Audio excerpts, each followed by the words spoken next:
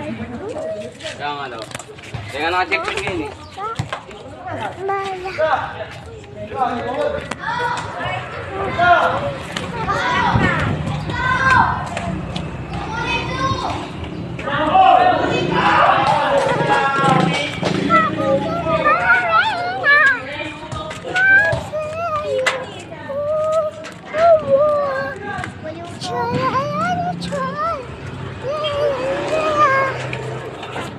Guys, kasi tayo. Ito aming bahay. Nasa mga tatuya. Ito yung bahay namin. Ako yung ano dyan. Pumasok ako ngayon.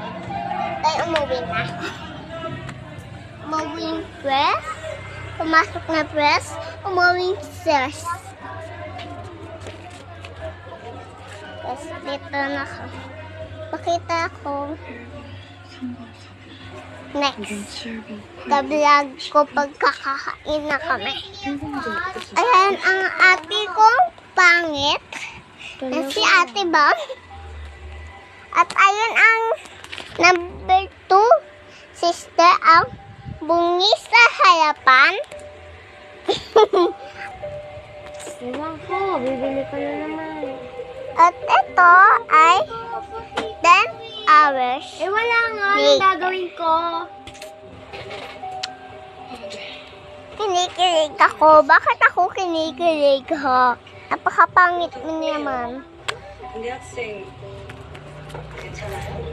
Pakita ko guys yung ano ko ayun.